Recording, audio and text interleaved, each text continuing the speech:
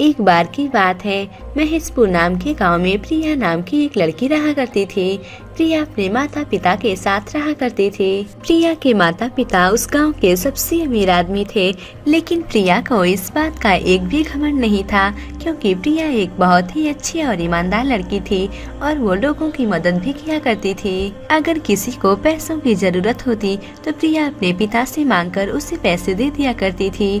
प्रिया की एक बहुत ही अच्छी सहेली थी जिसका नाम तारा था। तारा एक बहुत ही अच्छी लड़की थी, लेकिन उसके पिता ज्यादा अमीर नहीं थे। फिर एक दिन तारा प्रिया के घर उससे मिलने के लिए आती है, लेकिन तारा बहुत ही उदास थी। तारा को उदास देखकर प्रिया उससे बोलती है, अरे तारा, तुम्हें क्या हुआ है और तुम इतनी उदास क्यों हो? तुम्हें मैं क्या बताऊं प्रिया, जाने दो। अरे तारा, तुम मुझे बताओ, शायद मैं तुम्हारी मदद कर सकती हूँ। तुम बताओ तो सही। प्रिया, कल शाम को मेरे घर में आग लग गई थी, जिससे घर के सारे सामान जल गए हैं। जितने भी पैसे रखे थे सारे पैसे जल गए हैं और पैसों की बहुत जरूरत है। पैसों के लिए मेरे घर में लड़ाई होती है। अब तो मुझे लगता है कि अब मैं शायद स्कूल भी नहीं जा पाऊंगी, क्योंकि मेरे पापा के पास तो अब पैसे ही नहीं बचे हैं। अरे तारा, ये तो तुम्हारे साथ बहुत बुरा हुआ है, लेकिन तुम चिंता मत करो, तुम्हारी सारी परेशानी दूर हो जाएगी, क्योंकि आज शाम को मैं अपने पापा से बात करूंगी। पापा तुम्हारी मदद जरूर करेंगे। तारा, तुम चिंता मत करो, अब चलो हम दोनों बाहर घूमने के लिए चलते हैं। फिर शाम को प्रिया अपने पापा के पास जाकर अपने पापा से बोलती है, पापा, मुझे आपसे एक जरूरी बात करनी है। हाँ बेटा, बोलो, तुम्हें क्या बात करनी है? पापा, आपको तो पता ही होगा कि तारा मेरी कितनी अच्छी फ्रेंड है, और आपको पता है तारा के घर में आग लग गई है, जिससे तारा के घर के सारे सामान जल गए हैं और तारा के घर में पैसों की बहुत कमी चल रही है। इसलिए पापा, आपको तारा की मदद करनी होगी। उसके घर में पैसों की इतनी कमी हो गई है कि अब तारा शायद ही स्कूल में जा पाएगी। पापा, आप तारा की मदद तो करेंगे ना? हाँ बेटी, मैं तारा की जरूर मदद करूँगा। ये लो कुछ पैसे, तुम उसे दे देना और उसके पापा को बोल देना कि वो मेरे पास आ जाएं, जिससे मैं उन्हें कुछ काम दे दूंगा और यहाँ पर वो कुछ काम करेंगे। ठीक है पापा, मैं तारा से बता दूंगी। ये सुनकर तारा बहुत खुश होगी। फिर प्रिया तारा को पैसे दे देती है और अपने पिता की कही हुई बात तारा को बता देती है। प्रिया, तुम मेरी बहुत ही अच्छी फ्रेंड हो, तुम्हारा बहुत बहुत धन्यवाद। फिर अगले ही दिन से तारा के पिता प्रिया के घर पर जाते हैं और प्रिया के पिताजी उन्हें काम पर रख लेते हैं। तारा के पिताजी बहुत ही अच्छे से काम करते थे। ये सब देखकर प्रिया के पिता को अच्छे से विश्वास हो गया था कि तारा के पिताजी एक बहुत ही अच्छे आदमी हैं। अब प्रिया के पिता को और भी फायदा होने लगा था। ये सब देखकर प्रिया और प्रिया के पिताजी बहुत ही खुश हो जाते हैं। उधर तारा के पिता को नौकरी मिल जाती है। ये सब देखकर तारा भी बहुत ही खुश हो जाती है। सब कुछ ठीक चल रहा था। फिर एक दिन प्रिया के पिता को लगता है कि उनका पैसा धीरे धीरे गायब होता जा रहा है। अरे, मेरे पैसे दिन प्रतिदिन कम होते जा रहे हैं। कहीं ये तारा के पिता तो नहीं है, लेकिन वो तो बहुत ही ईमानदार हैं। मुझे पता लगाना होगा मेरे पैसे कौन चुरा रहा है। फिर प्रिया के पिता तारा के पिता पर नजर रखने लगते हैं। फिर एक दिन रमन की नजर तारा के पिता पर पड़ती है। तारा के पिताजी तिजोरी खोलने की कोशिश कर रहे थे। उसी तिजोरी में पैसे रखे जाते थे। ये सब देखकर रमन बहुत ही गुस्सा हो जाता है। अच्छा, मैंने ही इन्हें काम दिया और ये मेरे साथ ही गद्दारी कर रहे हैं। मेरे पैसे लगता है यही चुराते हैं। अरे, आप ये क्या कर रहे हैं? मैंने ही आपको काम दिया और आप मेरे ही पैसे चुरा रहे हो। आप मेरे दुकान से निकल जाइए। यहाँ पर आपको काम करने की कोई जरूरत नहीं है। नहीं नहीं भाई साहब, आप मुझे गलत मत समझिए, मैं तो सिर्फ पैसे रख रहा था। आप मेरे दुकान से निकल जाइए। मैं आपको बोल रहा हूँ, आप निकल जाइए। आप मुझसे झूठ बोल रहे हैं। फिर तारा के पिता उदास होकर उस दुकान से बाहर निकल जाते हैं। फिर रमन प्रिया को भी ये सारी बातें बताता है, जिसे सुनकर प्रिया को बहुत गुस्सा आती है।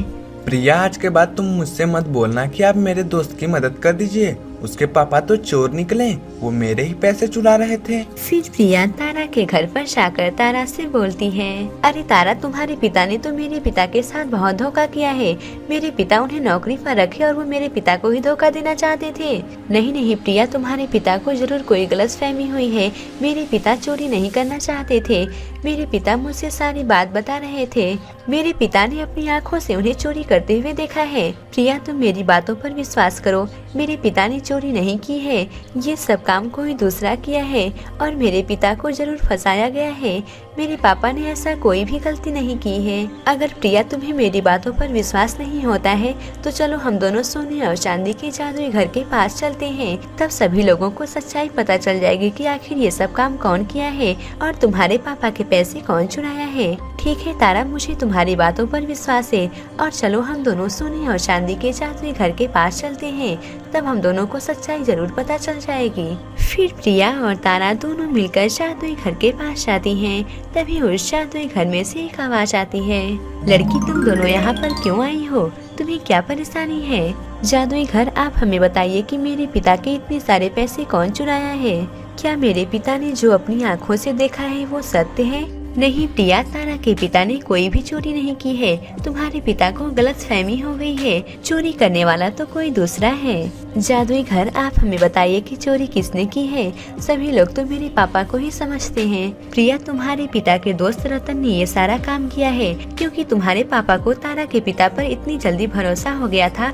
ये सब देखकर रतन को बहुत बुरा लगा, इसलिए रतन तुम्हारे पापा के सारे पैसे चोरी कर लिया है और वो यही चाहता था कि तारा के पिता यहाँ पर काम ना करें, इसलिए उसने ये सारा काम किया है। तो जादुई घर, मैं अपने पिता को कैसे यकीन दिला सकती हूँ कि तारा के पिता ने चोरी नहीं किया है? मैं क्या करूँ कि उन्हें विश्वास हो जाए? तुम अपने पिता और तारा के पिता को लेकर जादुई घर के अंदर आओ, तब उन्हें सच्चाई का पता हो जाएगा। अच्छा ठीक है जादुई घर, हम लोग अपने अपने पिता को लेकर यहाँ पर जल्दी से आते हैं। फिर प्रिया और तारा अपने अपने पिता को लेकर जादुई सोने और चांदी के घर के अंदर जाती हैं। जादुई घर, हम लोग अपने अपने पिता को लेकर आपके पास आ गए हैं। अब आप हम लोगों के पिता को बताइए कि चोरी किसने की है। फिर जादुई सोने का घर दिखाता है कि रतन ने कैसे चोरी की है। ये सब देखने के बाद प्रिया के पिता को विश्वास हो जाता है कि चोरी तारा के पिता ने नहीं की है। तो आप उस दिन तिजोरी के पास खड़ा होकर क्या कर रहे थे? आप तो तिजोरी ही ना खोल रहे थे। नहीं नहीं भाई साहब, मैं चोरी नहीं कर रहा था। मैं तो आपके पैसे तिजोरी में रख रहा था, तभी आपने मुझे देख लिया और मेरी बात सुनी ही नहीं आपने। भाई साहब, आप मुझे माफ कर दीजिए, मैंने आपको गलत समझ लिया। आप उस दिन पैसे रख रहे थे, मैंने आपको चोर समझ लिया। आप मुझे माफ कर दीजिए। सच्चाई को जानकर सभी लोग बहुत ही खुश हो जाते हैं। तारा और प्रिया भी बहुत ही खुश हो जाती हैं। फिर प्रिया के पिता तारा के पिता को फिर से अपने यहाँ नौकरी पर रख लेते हैं।